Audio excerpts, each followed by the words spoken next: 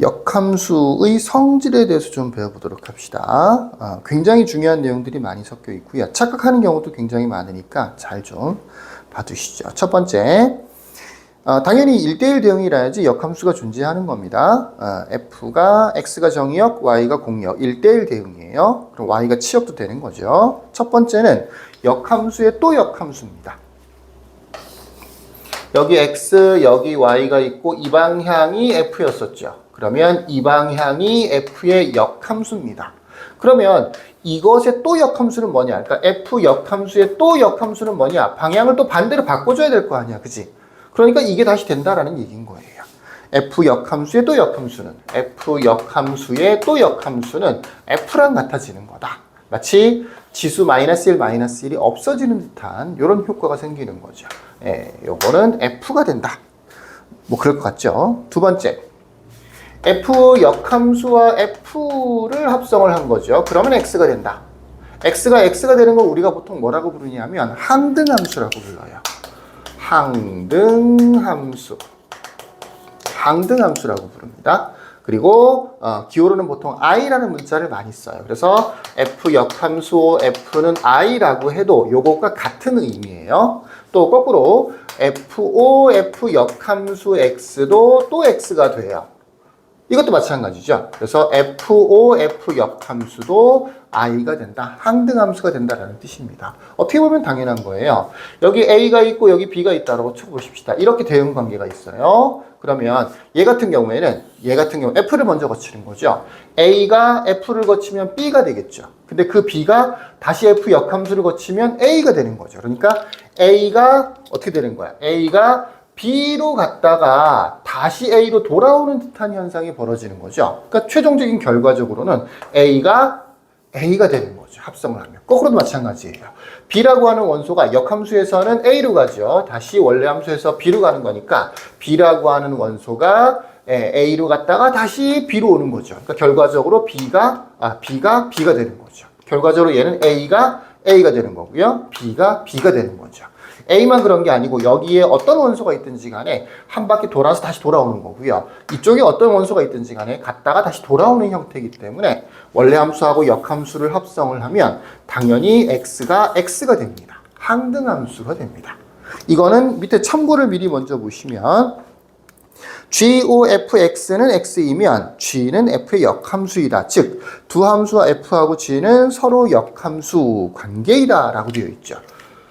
여기서는 원래 함수하고 역함수를 합성했을 때 x가 된다. 항등함수가 된다라고 되어 있지만 예를 들어서 꼭 원래 함수하고 역함수 합성해서 결과적으로 항등함수가 된다는 게 아니고 어떤 함수하고 어떤 함수를 합성했더니 항등함수가 됐어.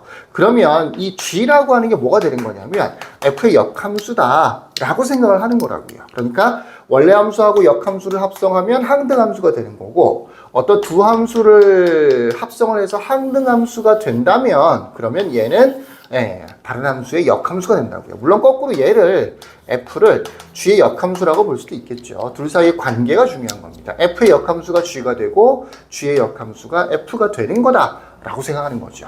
참고에 있는 이 내용도 굉장히 중요합니다. 엄청 중요하니까 여기다가도 별표를 좀 쳐놓으시고요. 거기는 어떻게 되어 있느냐면 교재에는 GOFX가 X다. 이거랑 똑같은 말이 뭐라고? GOF가 I다. 이 I는 항등함수죠. X가 다시 X가 나온 거는 항등함수다. 둘이 같은 말이라고요. 이러면 뭐라고 생각하면 된다고? G는 F의 역함수고 또 F는 G의 역함수고 라고 생각하면 된다고요. 물론 꼭 이 순서가 아니고 순서가 바뀌어져 있어도 상관은 없습니다. 그렇게 보니까 또 F하고 F의 역함수하고 F 요거 둘은 교환 법칙이 성립하네요 라고 볼 수도 있죠. 항등함수랑 합성할 때도 교환 법칙이 성립하고요. 역함수 둘을 서로 합성했을 때도 교환 법칙은 성립합니다. 하지만 중요해서 한 번 더 얘기하지만 합성함수에서 배웠죠? 일반적으로 교환 법칙은 성립하지 않습니다. 합성함수에서는. 자, 첫 번째, 역함수의 또 역함수는 자기 자신이 된다는 거. 두 번째, 원래함수하고 역함수를 합성하면 항등함수가 된다는 거. 항등함수. 예, 순서는 상관이 없습니다. 자, 이제 큰 두 번째. F가 있고요, G가 있는데요. 예, 1대1 대응이고, 당연히 그래야지 역함수가 존재하는 거니까, 예, 이렇게요. 합성함수랑 섞여 있는 성질인데요. 요거 매우 중요합니다. 매우 중요합니다. GOF의 역함수예요. GOF의 역함수. 그러니까 원칙적으로는 합성을 먼저 하는 거죠. G하고 F라는 함수를 합성을 해요. 둘 다 1대1 대응이면 합성을 해도 1대1 대응이 돼요. 그것의 역함수인 겁니다. 이게 뭐랑 똑같은 거냐면 F 역함수, O, G 역함수랑 똑같은 거예요. 그러니까 요거는 합성을 먼저 하고 하나의 함수를 만든 다음에 역함수를 구하는 거고요. 요거는 각각을 역함수를 구한 다음에 나중에 합성을 하는 거예요.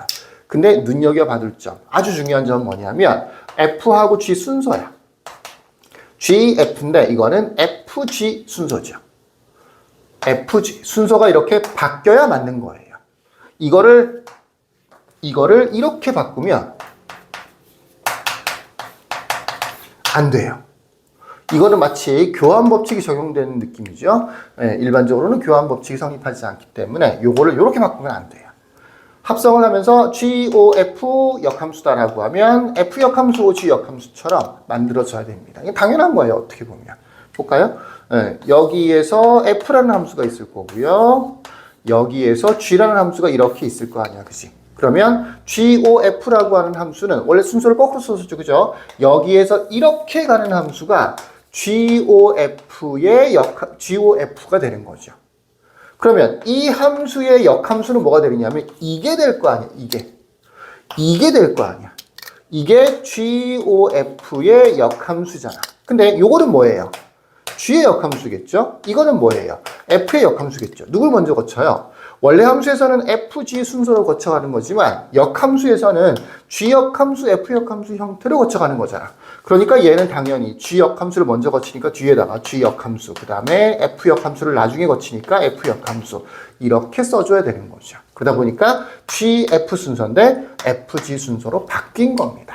바뀌어야 돼요. 안 바뀌면 틀리는 겁니다. 이거 바꿔야 되나요? 바꾸면 틀릴 것 같은데 아니에요. 안 바꾸면 틀리는 거예요. 바꿔야 맞습니다.